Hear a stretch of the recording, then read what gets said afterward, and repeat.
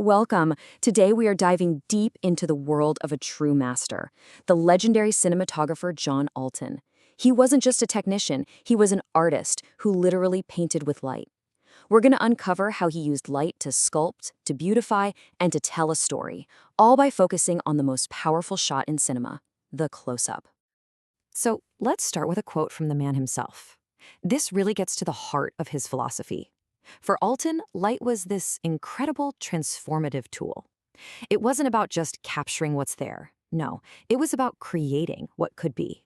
With the right light, you could bring out a hidden beauty, create an unforgettable glamour, and give an actor a kind of screen presence they might not even have in real life.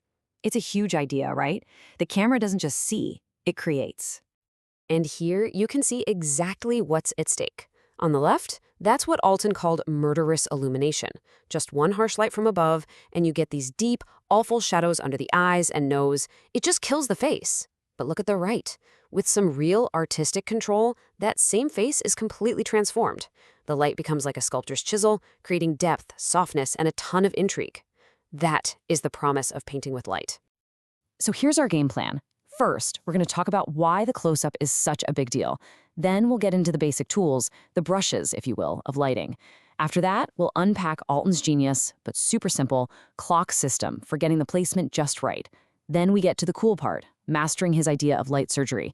And finally, we'll see why all this stuff still matters so much today. First up, the power of the close-up.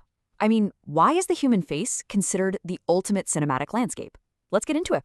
You have to remember, early films were mostly shot from, way back, like you were watching a play from the cheap seats.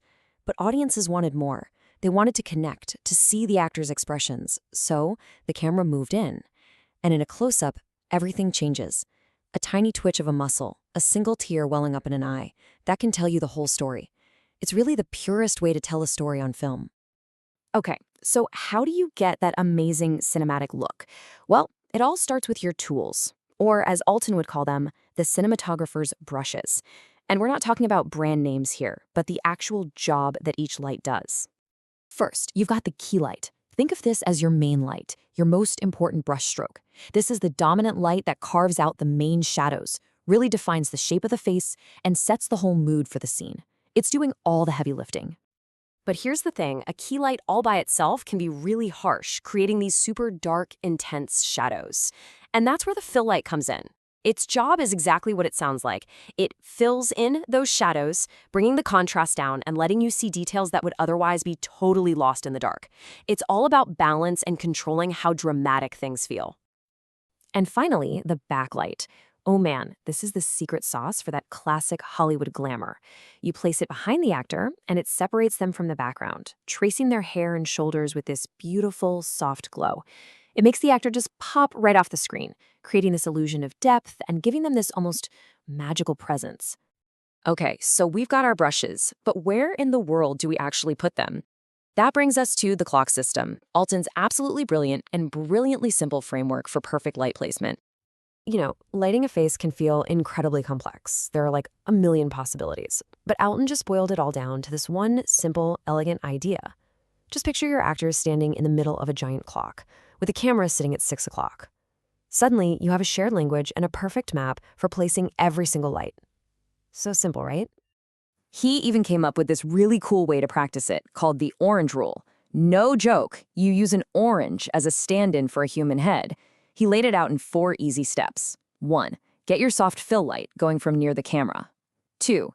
Place your key light, usually from a more dramatic angle, like 4 or 8 o'clock, to create that shape. 3. Add that backlight from behind for separation. And then, the final touch, step 4, a tiny little eye light to give the eyes that critical sparkle of life. All right, now we're gonna level up, moving from a system to a true art form. This is where Alton's mastery just goes off the charts, in what he called light surgery, the art of using light to fix problems and, well, beautify. And this right here is where Alton's genius is just blindingly obvious. He saw light as this tool of incredible precision, something you could wield with the accuracy of a surgeon's scalpel. Instead of just slathering on more makeup, he would perform light surgery to sculpt a face, play down what he saw as flaws, and highlight an actor's absolute best features. So let's look at a classic problem he'd tackle, A prominent forehead can sometimes catch that key light and become this big, distracting bright spot. And that's a problem because it pulls your focus away from the actor's eyes, which is where the story is really happening. And here is his exact surgical prescription. He'd gauze down the key light, which just means he'd use a little flag or a screen, what he calls an open end, to very carefully shade the light off the forehead, letting the full power of it hit from the eyebrows down. It's such a tiny, subtle adjustment, but it makes a world of difference. Okay, here's another great challenge. A bald head. Its shiny, curved surface basically acts like a mirror, reflecting every single light in the studio. And that can create this distracting, almost goofy effect that can just pull you right out of the drama of a scene. Alton's solution here was a 1-2 punch. First, the practical step. Keep the head powdered to cut down on the shine. Makes sense. But second, the light surgery. You very carefully use flags to shade both the backlight and the key light off the very top of the head.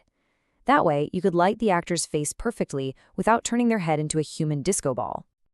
All of these incredibly precise techniques bring us to our last section, lighting for life, and really understanding John Alton's incredible, enduring legacy. You might be thinking, okay, this is cool, but it's from 1949. But these principles, they are absolutely timeless. This stuff isn't just about making movie stars look glamorous. It is the fundamental grammar of visual storytelling. I don't care if you're watching a classic film noir or the latest viral video. Light is always being used to tell you how to feel, where to look, and what's important. Alton often talked about something he called visual music. It's a beautiful idea. Just like a composer uses notes and chords to build a symphony of sound, an artistic photographer uses tones of light and shadow to create a symphony for the eyes. The goal is exactly the same, to stir up emotion and create a beautiful, unforgettable experience for the audience. So, next time you're watching a movie, I want you to try something. Don't just follow the plot. Watch the light. Look for the key, the fill, the backlight. See how it carves out the faces and pushes the story forward.